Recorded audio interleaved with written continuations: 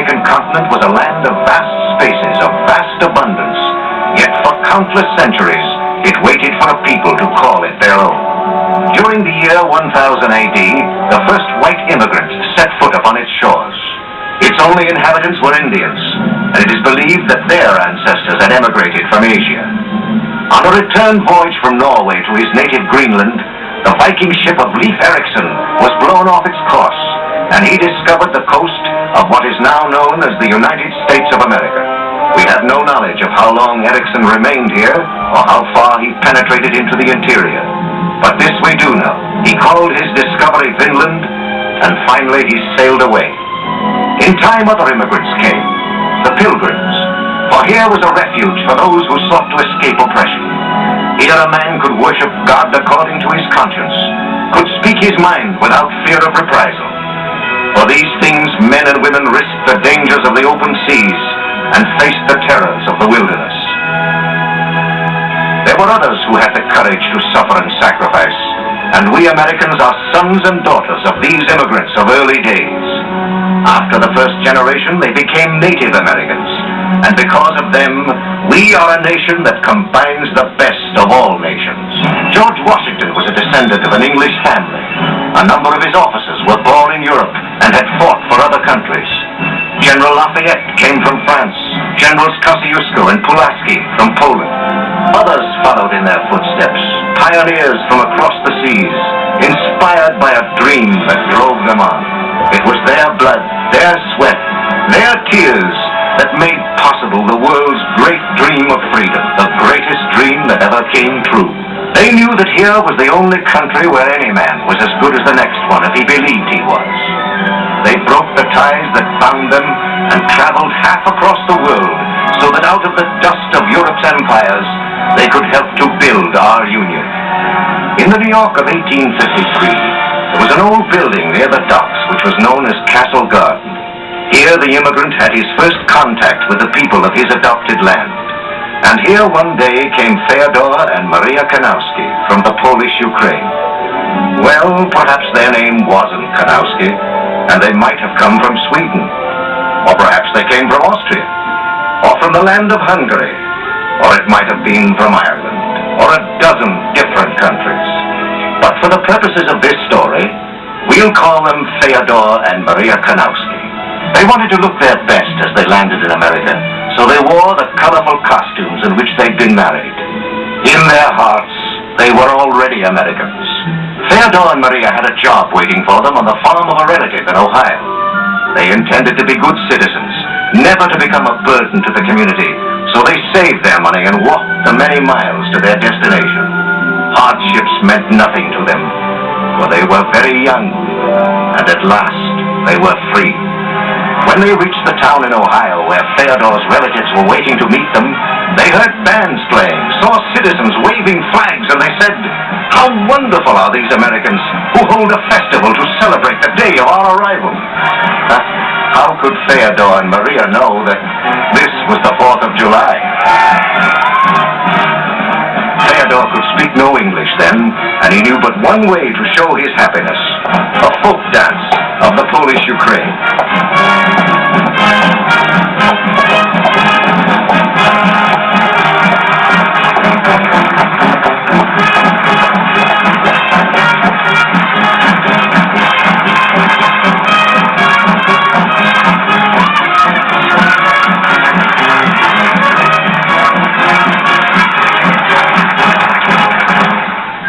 Within 8 years, they had their own small farm and 3 little Americans to help them: George Washington Kanowski, Martha Washington Kanowski, and Thomas Jefferson Kanowski.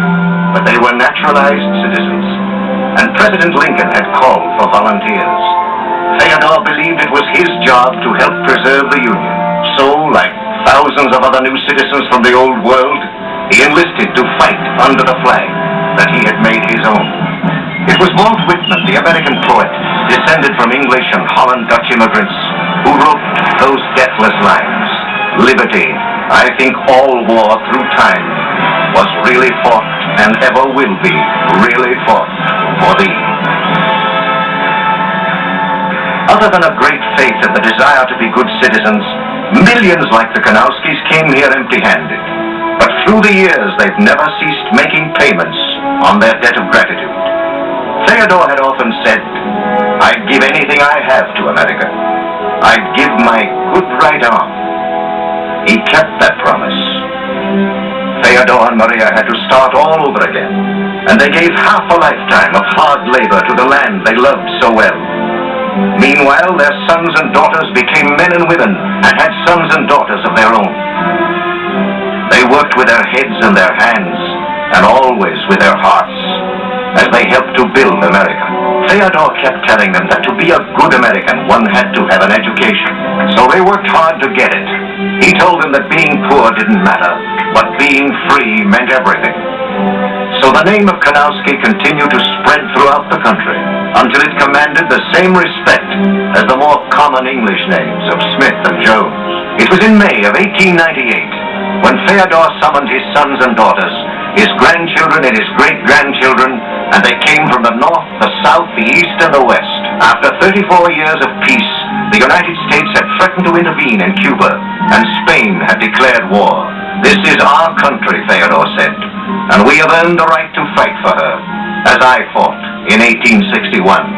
6 of his grandsons, Bill, Peter, Joe, Ted, Paul, and Jim, told their grandfather that they were about to enlist. These were young Americans, Native Americans, and Theodore's heart swelled with pride.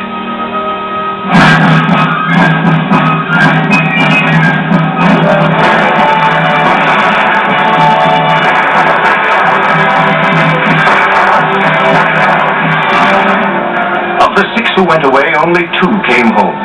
1 dead on the field and 3 the victims of the malaria that took so many of our men. Again, the Kanowskis had made with their own blood a payment on their debt of gratitude. Then came the turn of the century, and the descendants of Theodore and Maria kept pace with America as she marched onward toward her destiny. One of them bought an interest in a large ranch where he had started as a cowhand. In time, he bought the ranch itself, married a red-headed girl named O'Brien, raised a raft of kids, and ran for sheriff of the county. Another devoted his life to the study of a dangerous disease and found a cure for it. They were just average men, these Kanowskis, but on the American scene, the average man is a very important individual. There was a Judge Kanowski serving his community, and a surgeon who straightened the limbs of stricken children. There was a priest and a printer who became an editor, and just to make things even, there was one who never amounted to anything at all. But his dog loved him till the day he died, so he couldn't have been all bad. In 1917, after Germany had added insult to injury, Congress declared war, and President Wilson signed a bill to draft the young manhood of the nation. But the Kanowskis loved their country too well to wait for the draft. When it was known that war was inevitable, they were again called to a meeting at the old homestead. By now, they had increased to such an extent that there were many who couldn't even get into the house. Maria was gone, but the old lion of the family, worn out by a lifetime of hard labor, lingered on. He knew this was the last time he would ever see his descendants, so he ordered his oldest son to carry on in his place. Their country was again in danger, but he sensed that this was only the beginning, that same danger would strike again in a more terrible form. We must fight with everything we have, he told them. Like all Americans, you are the sons and daughters of immigrants. You are the new blood that keeps fresh the life stream of our country. You are the hope of today and tomorrow, and all the tomorrows to come. They did fight with everything they had, and when our armies came home, many of their sons were left to sleep beneath the fields of France. Remember, this story of the Kanowskis could have been taken from the records of 100 other families that had their humble beginning with the arrival of 2 immigrants from the old world. Instead of the Polish Ukraine, they might have come from a dozen different countries, and their names are legion. That man who sleeps in the tomb of the unknown soldier, his name may be Kelly, it may be Jones, it could even be Kanowski. A biography of famous Americans lists the names of many who were not even born here. John Erickson, who designed the Monitor and helped to turn the tide of battle for the Union Navy, was born in Sweden. The Carnegie Libraries, Storehouses of education, known from one end of America to the other, were given to the land of his adoption by Andrew Carnegie, who came from Scotland. George Washington Goethals, who built the Panama Canal, was born in Holland. Alexander Graham Bell, inventor of the telephone, he came from Scotland too. The American who invented and built the first submarine, John Philip Holland, was born in Ireland. Newt Rockne, beloved coach of Notre Dame's football team, a man whose name will live forever in the annals of American sports, Norway. Samuel Gompers, one of the first great leaders of American labor, came from England. Joseph Pulitzer, the great journalist, was born in Hungary. Charles Steinmetz, famous electrical engineer, born in Germany. Arturo Toscanini, musical genius, comes from Italy. Edward Bach, the famous publisher, from the Netherlands. Madame Schumann Haidt, the great operatic star, from Germany. On Sunday, December 7th, 1941, George Washington Kanowsky, now the eldest of them all, heard the fateful news from Pearl Harbor. He knew there was no time to call a meeting. His people were scattered all over the country and every moment counted. But he carried out his father's wishes and sent a message to every family.